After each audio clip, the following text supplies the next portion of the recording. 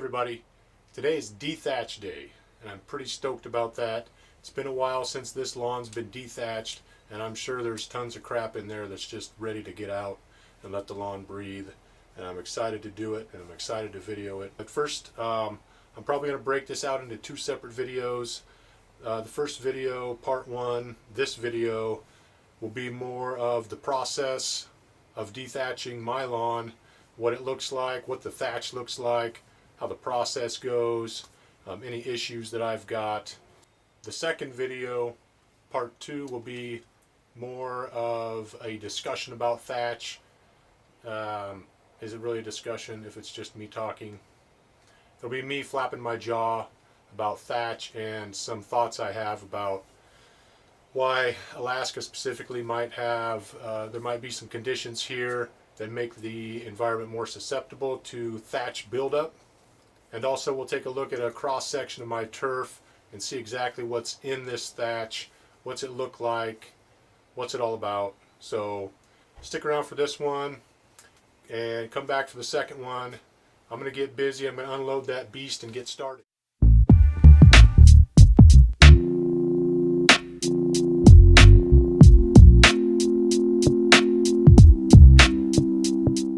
This is the piece of equipment I rented for this job. It's different than the last one I had. This is a Husqvarna, and it basically just has these loose tines underneath. This whole piece rotates, and then these whip around, and this flat edge, they just rip through the grass down to the right depth that you have set, which is a bit of trial and error to find exactly the right depth. And it just pulls out the junk that's down in there. So that's how this works.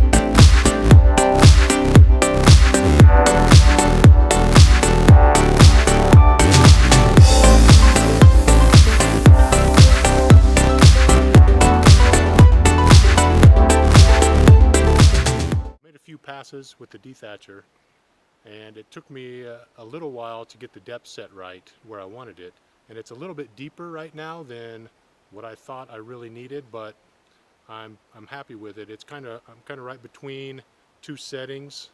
Where I really want to be is between two depth settings, so I'm going a little bit deeper. And I was worried at first because the thatch that's coming up is really dark, and it made me think I was pulling soil out, but when I look at it more closely, I think it's all just organic matter, and so I'm pretty happy with it. So let's take a look. Okay, so this is what my thatch looks like, and it is mostly organic-y material, dead grass, some old root material.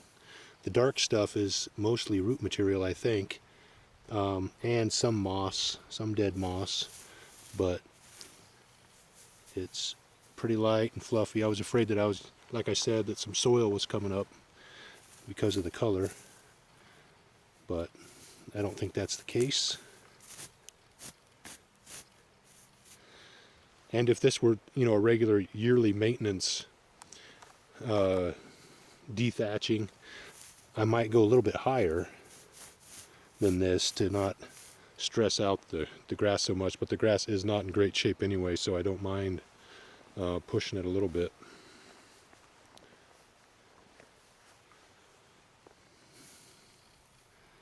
This is so light.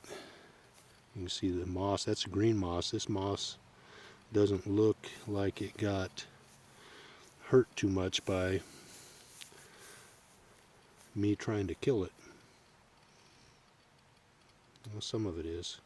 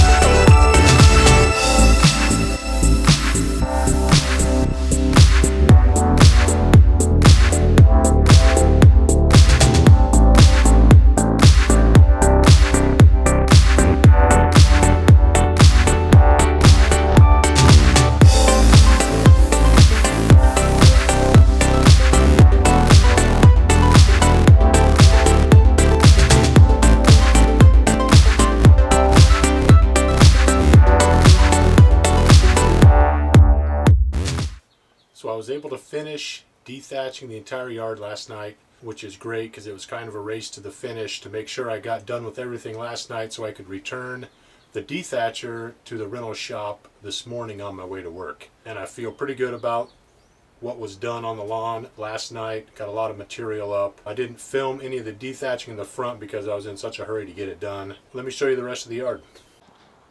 And there are some parts in the front here that are just really thick. They were really thick and spongy to walk on. And it pulled up an amazing amount of stuff.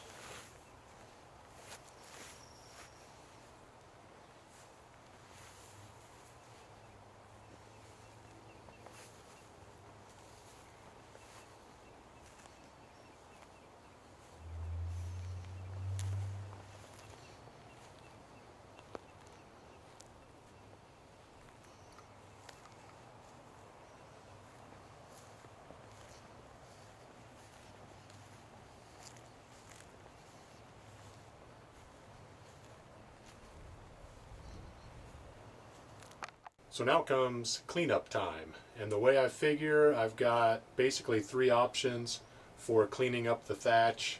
And those are vacuum it up with a lawnmower and bag. I've got a backpack leaf blower that I could blow it around into piles or maybe even blow it off the turf, and a rake. And I've got a wheelbarrow. I am fortunate though because the property is bordered on all sides basically by a natural landscape, so that's on our property. So I've got numerous spots around in that sort of natural landscape where I can dump clippings. There's one major spot in the backyard that I use, but in the front I've got a few other spots too. So that's good that I've got a place to take it and put it, dispose of it. My concern with the lawnmower is that it's a smaller mower and the bag on it is smaller, and I don't know if it'll be efficient that way, if the bag will just fill up really quick and I'm just going to be dumping bags all the time. If I use the blower, maybe I could just blow it all off where I want it. I don't know if it's going to be easy to control like that with the blower, so we'll see. Just kind of see how it goes and figure it out as I go along.